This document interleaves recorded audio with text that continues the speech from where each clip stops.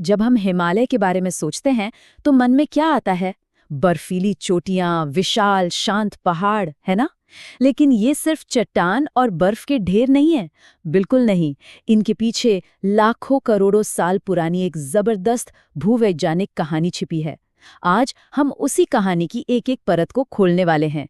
तो चलिए, सबसे पहले इस हैरान कर देने वाले सवाल से शुरू करते हैं। ये कैसे हो सकता है कि जो जगह कभी एक गहरे महासागर की तलहटी थी, आज वही जगह पृथ्वी का सबसे ऊंचा मुकाम यानी दुनिया की छत बन गई? सुनने में ही अजीब लगता है ना? बस इसी सवाल के जवाब में हिमालय के जन्म का पूरा रहस्य छिपा है। तो आज के हमारे इस सफर में हम सबसे पहले हिमालय के विशाल आकार को महसूस करेंगे। फिर हम करोड़ों साल पीछे जाकर टेथिस सागर के राज को जानेंगे। उसके बाद उस जबरदस्त महाद्वीपीय टक्कर को देखेंगे जिसने इन पहाड़ों को आसमान तक पहुंचाया। और हाँ, ये भी समझेंगे कि हिमालय आज भी लगातार ऊंचा क्यों हो रहा है। और आखिर में बात करेंगे कि ये पहाड़ हमारे लिए इतने जरूरी क्यों हैं। तो चलिए सबसे पहले ये समझते हैं कि हम असल में कितनी बड़ी, कितनी विशाल संरचना की बात कर रहे हैं। क्योंकि हिमालय का पैमाना समझना ही अपने आप में एक हैरान कर देने वाला अनुभव है। इसे ऐसे सोचिए, पूरी दुनिया में सिर्फ 14 ही ऐसी चोटियां हैं जो 8000 मीटर से ज्यादा ऊंची हैं, और उनमें से 10 से भी ज्यादा अकेले हिमालय पर्वतमाला में हैं। जी हाँ, माउंट एवरेस्ट भी इन्हीं में से एक है। ये सचमुच में हमारी पृथ्वी पर एक बेजोड़ जगह है। अब चलिए समय में थोड़ा पीछे चलते हैं, बहुत पीछे, करोड़ों साल पीछे।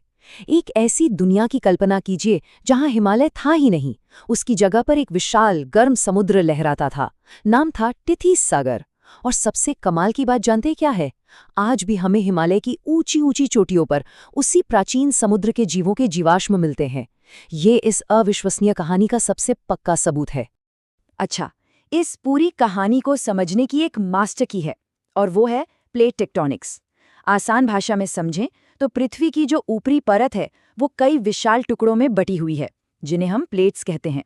और ये प्लेट्स लगातार बहुत धीमी गति से खिसक रही हैं। बस इन्हीं की हलचल से महाद्वीप अपनी जगह बदलते हैं और पहाड़ बनते हैं। अब देखिए भारतीय प्लेट की यात्रा की कहानी। ये सच में किसी महाकाव्य से कम नहीं है। करीब 12 करोड़ साल पहले आज का भारत एक बहुत बड़े सुपर कॉन्टिनेंट गोंडवाना का हिस्सा था। वहां से ये टूटकर अलग हुआ और धीरे धीरे, बहुत धीरे धीरे उत्तर की तरफ बढ़ने लगा।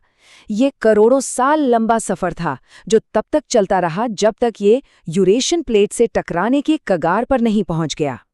वह फिर वो पल आया, वो टक्कर हुई जिसने दुनिया का नक्शा ही बदल डाला। पर ये कोई एक दिन में हुआ धमाका नहीं था। नहीं, ये तो करोड़ों साल तक चलने वाली एक धीमी लेकिन बेहिसाब ताकतवर टक्कर थी। यकीनन पृथ्वी के इतिहास की सबसे बड़ी घटनाओं में से एक। तो ये हुआ कैसे? देखिए, जैसे ही भारतीय प्लेट पास आई, टेथिस सागर की जो भारी समुद्री जमीन थी वो यूरेशियन प्लेट के नीचे धंसने लगी। लेकिन फिर जब दोनों महाद्वीपों की हल्की जमीनें यानी कि क्रस्ट आपस में टकराईं तो वो नीचे नहीं जा सकती थीं। अब जाने के लिए सिर्फ एक ही रास्ता बचा था, ऊपर। उस जबरदस्त दबाव से पृथ्वी की परतें मुड़ने लगीं, टूटने लगीं और ऊपर उठकर हिमालय का रूप लेने लगीं। इस जबरदस्त प्रक्रिया को एक बहुत आसान उदाहरण से समझ सकते हैं। जरा सोचिए, अगर आप एक कालीन को उसके दोनों सिरों से पकड़कर एक दूसरे की तरफ धकेलें तो क्या होगा? जाहिर है, कालीन बीच में से ऊपर की तरफ मुड़ जाएगा। ठीक यही चीज पृथ्वी की जमीन के साथ हुई। बस फर्क इतना था कि ये एक विशाल महाद्वीपीय पैमाने पर हुआ था। तो क्या ये कहानी बस इतनी ही थी? क्या ये सब कुछ इतिहास में हुआ और अब खत्म हो गया? जी नहीं, बिल्कुल नहीं। सबसे हैरान करने वाली बात तो ये है कि जिस प्रक्रिया ने हिमालय को बनाया था वो आज भी चल रही है। ये कोई बीती हुई घटना नहीं, बल्कि एक जीती जागती भूवैज्ञानिक प्रक्रिया है। आपको शायद यकीन न हो, लेकिन हिमालय आज भी हर साल लगभग 5 मिलीमीटर की दर से ऊंचा हो रहा है। ये करीब करीब उतनी ही रफ्तार है जितनी रफ्तार से हमारे नाखून बढ़ते हैं। ये दिखाता है कि प्रकृति कितने विशाल समय के पैमाने पर काम करती है। और ऐसा हो क्यों रहा है? वजह वही है, भारतीय प्लेट आज भी रुकी नहीं है। वो लगातार इंच दर इंच यूरेशियन प्लेट को उत्तर की तरफ धकेल रही है। यही लगातार दबाव पहाड़ों को और ऊंचा उठा रहा है। और हाँ, इस पूरे क्षेत्र में जो भूकंप आते हैं उनकी मुख्य वजह भी यही है। लेकिन हिमालय का मतलब सिर्फ एक भूवैज्ञानिक अजूबा नहीं है। इसका हमारे ग्रह और हम सबके जीवन पर इतना गहरा असर है कि उसे समझना बहुत जरूरी है। ये सिर्फ चट्टान और बर्फ से कहीं कहीं ज्यादा है। जरा सोचिए, भारत का पूरा मॉनसून सिस्टम हिमालय ही कंट्रोल करता है।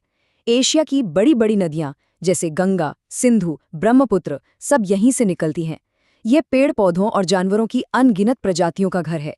ये सिर्फ एशिया ही नहीं बल्कि पूरी दुनिया के मौसम को कंट्रोल करता है। और सबसे बड़ी बात, ये करोड़ों लोगों के लिए पीने के पानी का एक इकलौता स्रोत है। इसका असर सचमुच में वैश्विक है। तो हम आपको इसी एक सवाल के साथ छोड़कर जा रहे हैं। सोचिए, अगर हिमालय आज भी लगातार बढ़ रहा है तो आज से लाखों साल बाद एशिया का नक्शा कैसा दिखेगा?